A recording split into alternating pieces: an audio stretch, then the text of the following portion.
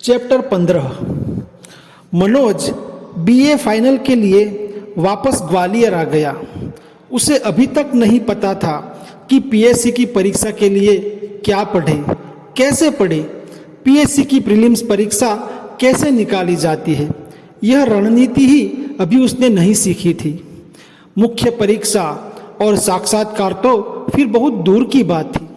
उसके आसपास कोई भी ऐसा सीनियर नहीं था जिसने पीएससी की परीक्षा पास की हो।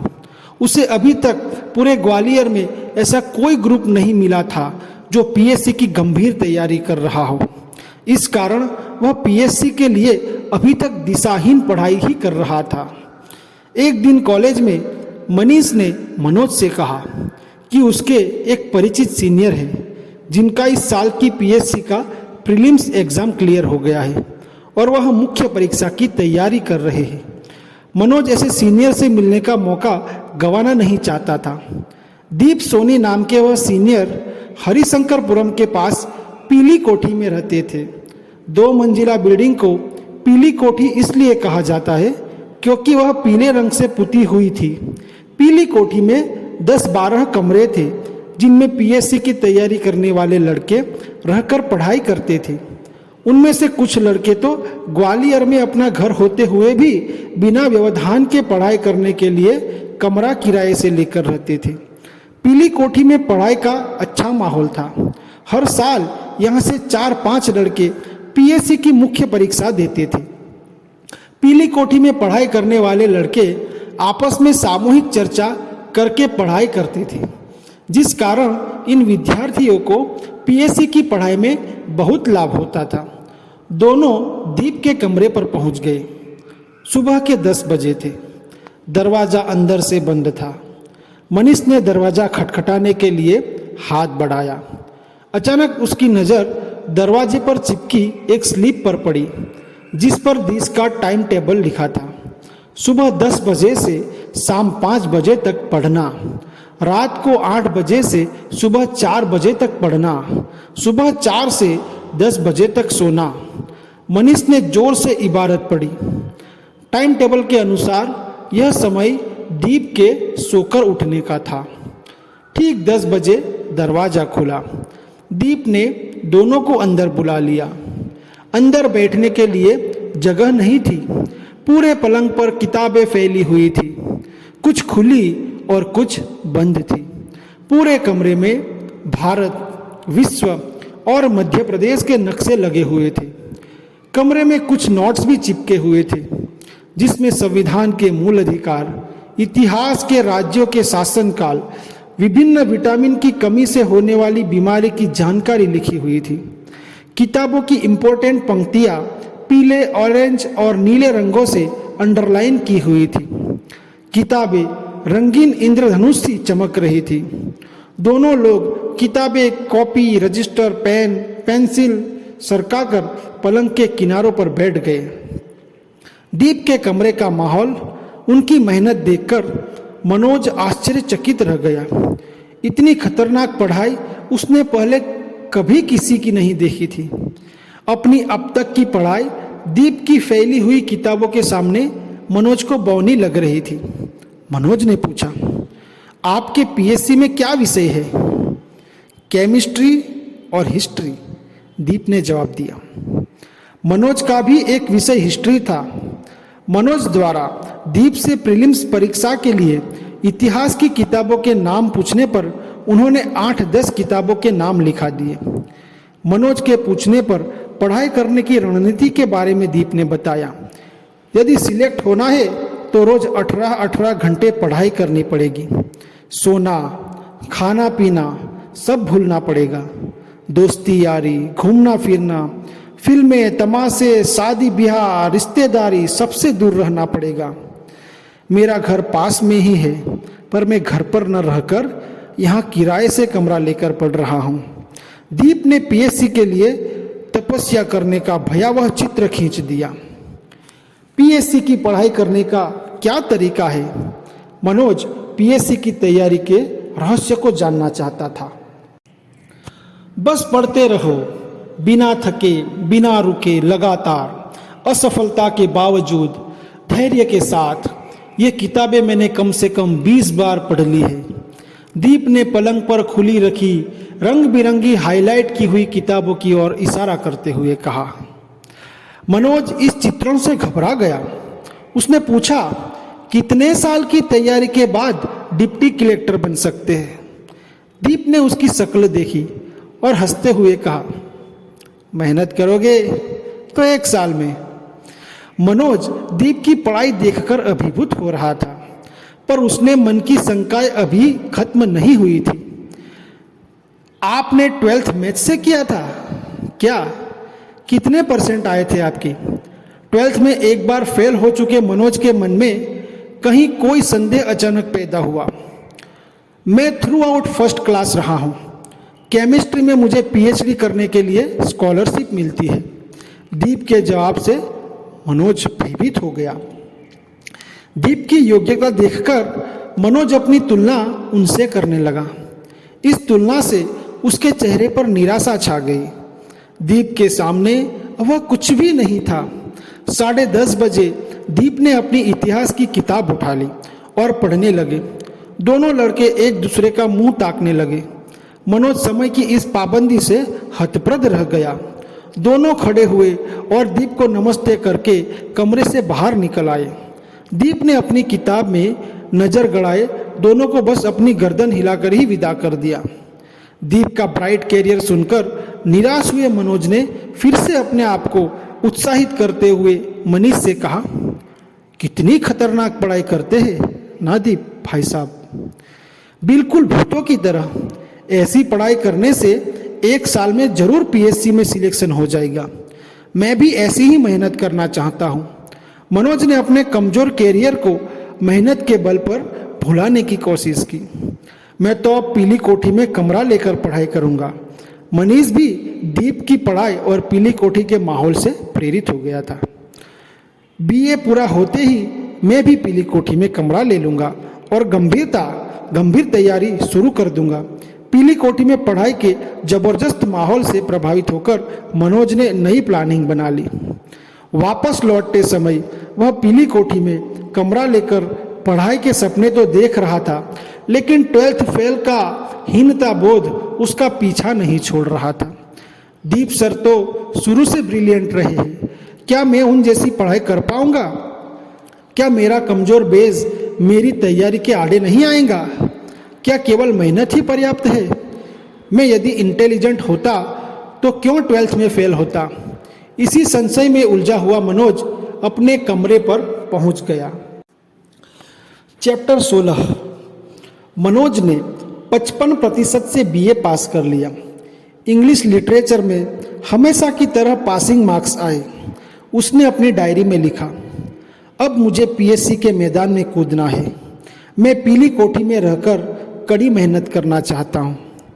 तैयारी पूरी न होने के बावजूद उसने BA पास होते ही अनुभव लेने के लिए PSC का फॉर्म भर दिया। प्रीलिम्स परीक्षा का केंद्र नई सड़क पर माधव कॉलेज में था। इतिहास का पहला पेपर होने के बाद सामान्य अध्ययन के अगले पेपर में 2 घंटे के गैप के कारण वह चबूतरे पर बैठा किताब पढ़ रहा था। तभी एक लड़के ने मनोज के पास आकर उससे हाथ मिलाते हुए अपना परिचय दिया। हेलो, मैं विक्रमादित्य पांडे। आप मुझे सिर्फ पांडे ही कहे तो आपको सुविधा होगी।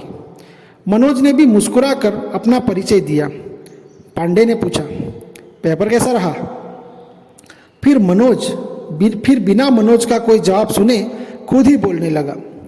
वैसे तो परीक्षा हॉल के बाहर निकलते ही सभी के 100 में से 90 प्रश्न सही होते हैं, पर जैसे जैसे उन प्रश्नों को किताबों से चेक करते हैं सही उत्तर कम होने लगते हैं।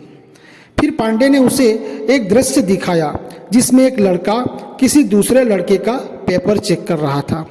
पेपर चेक करते समय वह लड़का बेदर्दी से सामने वाले के उत्तरों पर क्रॉस लगा रहा था और कहता जा रहा था, तुम्हें यह भी नहीं आता? इतना सरल प्रश्न गलत कर दिया।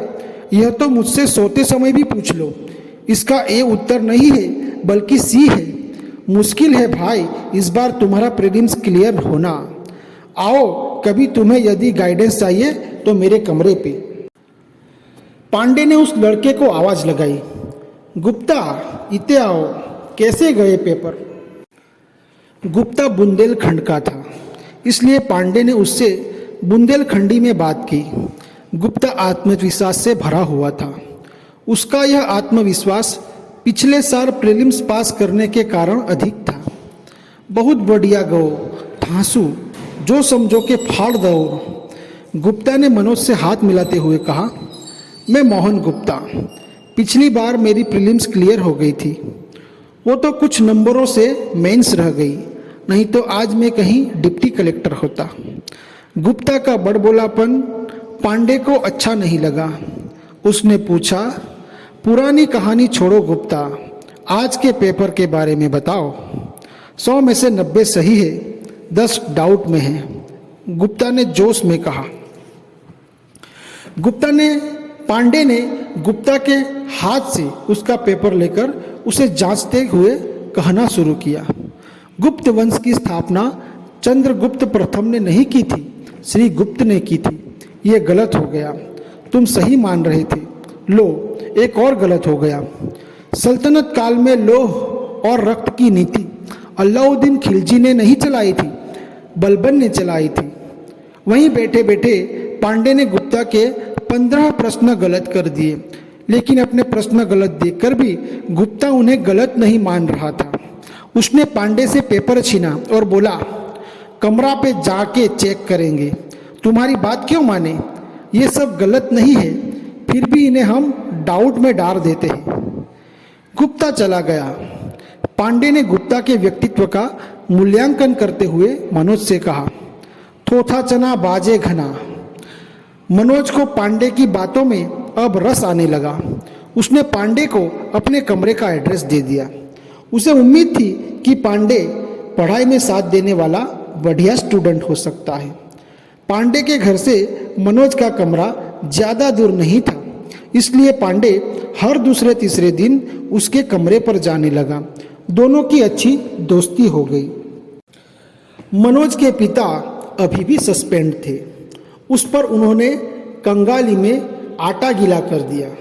सस्पेंशन के बाद उन्हें डिंडोरी से झाबुआ अटैच कर दिया गया था, पर पिता ने इस अटैचमेंट को अपने सम्मान के विरुद्ध माना और वह झाबुआ नहीं गए। अब उन्हें आधी तनख्वाह मिलना भी बंद हो गई। आर्थिक समस्या विकराल हो गई। मनोज को अब महीने के 1000 रुपये मिलने भी बंद हो गए। पीएससी की पढ़ाई के शुरुआती दौर में ही उसका सामना भीषण आर्थिक संकट से हो गया। आगे की पीएससी की तैयारी के लिए मनोज पीली कोठी में शिफ्ट होने के ख्वाब देख रहा था, पर बिना पैसों के उसे ग्वालियर में ही रहना असंभव लग रहा था। पीली कोठी में रहने के लिए कम से कम महीने के 1000 रुपये जरूरी थे, पर मनोज को घर से रुपये की अब कोई उम्मीद नहीं थी। लेकिन इस आर्थिक संकट को कोसने और दुखी होने की जगह मनोज ने उससे जूझने का संकल्प किया। उसने यह तय किया कि वह बच्चों को ट्यूशन पढ़ाकर इतने पैसा कमाएगा कि पीली कोठी में कमरा लेकर पढ़ाई कर सके। एक दिन पांडे मनोज के कमरे पर आया। पिता के सस्पेंशन और बढ़ते आर्थिक संकट से चिंतित मनोज ने पांडे को अपने पिता के संघर्ष और उनके सस्पेंशन की कहानी सुनाई। कहानी सुनते समय वह अपने पिता को एक हीरो के तौर पर प्रस्तुत कर रहा था। उसे उम्मीद थी कि पांडे उसके पिता की महानता की प्रशंसा करेगा और ऐसे महान पिता के पुत्र के नाते उसका सम्मान पांडे की नज़र में भी बढ़ जाएगा। पर पांडे ने पूरी कहानी सुनकर कहा, आपके पिता अपने अहंकार में आपका जीवन नष्ट कर रहे हैं। उन्हें अपने परिवार और बच्चों को छोड़ सबकी चिंता है। वे दूसरों को घटिया और खुद को श्रेष्ठ मानने वाले भ्रमित व्यक्ति है। मेरा विचार है कि आपको उनसे मदद की कोई उम्मीद नहीं करना चाहिए। उम्मीद के विपरीत पांडे द्वारा किया गया पिता का चरित्र चित्रण मनोज को पसंद नहीं आया। उसने पांडे से कहा, पांडे, तुम अभी नहीं जानते कि ईमानदारी के रास्ते में कितने संकट आते हैं। मेरे पिता खरा सोना है, एकदम ईमानदार। उसकी बात सुनकर पांडे के चेहरे पर व्यंग्यात्मक हंसी तैर गई, पर उसने मनोज से कुछ कहा नहीं। अगले दिन मनोज ने पास की रतन कॉलोनी में एक एक घर खटखटाकर घंटी बजाकर ट्यूशन के बारे में पूछा। 3-4 महिलाओं ने तो मना कर दिया कि उनके घर में बच्चे नहीं है। एक महिला ने कहा कि उसका बच्चा क्लास 10th में है, उसे केवल गणित और फिजिक्स के टीचर की ज़रूरत है। गणित और फिजिक्स मनोज के बस की बात नहीं थी। एक महिला ने कहा कि उसके बच्चे 7th क्लास में है, पर वे इंग्लिश मीडियम के विद्यार्थी है। वह पूरा सिलेबस इंग्लिश मीडियम में ही नहीं पढ़ सकता था। कई दिनों तक घर घर जाकर ट्यूशन मांगने के बावजूद उसे एक भी ट्यूशन नहीं मिला। मनोज को अब अपने ऊपर गुस्सा आने लगा। उसे अपनी क्षमताओं पर ही संदेह होने लगा। उसने अपनी डायरी में लिखा, मैं खुद को कितना होशियार मानता था, पर आज समझ आ गया कि मैं कितना अयोग्य हूँ। मुझे कोई हक नहीं है इतने बड़े सपने देखने का। मैं व्यर्थ ही दीप सर के बराबर अपने आप को मान रहा था। जब मैं 100 रुपये का ट्यूशन नहीं पढ़ा सकता तो पीएससी में क्या खाक सफल होऊंगा। मनोज मानसिक और शारीरिक थकान महसूस करने लगा। उसे बुखार आ गया। शाम हो चुकी थी। वह अपनी छत पर निराश बैठा सूनी आंखों से आसमान ताकता रहा। उसकी डायरी पास ही रखी थी। तभी पांडे आ गया। उसने एक फीकी मुस्कुराहट के साथ पांडे का स्वागत किया। दोनों कुछ देर चुपचाप बैठे रहे। पांडे ने उसकी डायरी उठाई और अंतिम पेज पढ़ने लगा। डायरी पढ़ने के कुछ देर बाद उसने केवल इतना कहा कि तुम्हारी तबीयत ठीक नहीं है, आज खिचड़ी बनाकर खा लेना। पांडे जब मनोज की डायरी पढ़ रहा था तब उसे लगा था कि पांडे उसके संकट को समझ रहा है, पर जब पांडे उसे खिचड़ी बनाकर खाने की सलाह देकर चला गया तो वह समझ गया कि शहर के लड़कों में संवेदनाएं नहीं होती। इन्हें किसी के दुख से कोई मतलब नहीं होता। उसके दूसरे दोस्त भी बीए के बाद उसके संपर्क में नहीं थे। वह ग्वालियर में अब एकदम अकेला पड़ गया था। सुबह मनोज का बुखार बढ़ गया। उसके पास डॉक्टर को दिखाने के लिए पैसे नहीं बचे थे। पूरा दिन वह बुखार में तपता रहा। अगले दिन दोपहर तक भी जब बुखार नहीं उतरा तो वह पास के डॉक्टर जैन के क्लिनिक पर चला गया। डॉक्टर के सामने बैठकर उसने सबसे पहले कहा, सर मेरे पास आपकी फीस देने को पैसा नहीं है। उसे लगा कि उसकी सच्चाई और दुख से डॉक्टर उसे बिना फीस के दवा दे देगा, पर डॉक्टर सावित्री भोजनालय के युवा मालिक जैसा भावुक और सरल नहीं था। डॉक्टर ने उसे अपने क्लिनिक से भगा दिया। मनोज डॉक्टर के व्यवहार से अंदर तक हिल गया। वह सोचता रहा कि कैसे कोई डॉक्टर जैसे पवित्र व्यवसाय करके भी इतना कठोर हो सकता है। उसके पास अब अपने गांव जाने के अलावा कोई विकल्प नहीं बचा था। इसलिए वह धोसीपुरा नैरो गेज रेलवे स्टेशन पहुंचा और बिना टिकट छोटी ट्रेन में बैठ गया। फिर उसे याद नहीं रहा कि वह किस बेहोशी की अवस्था में ट्रेन में 3 घंटे बैठा रहा और कैसे अपने गांव पहुंच गया।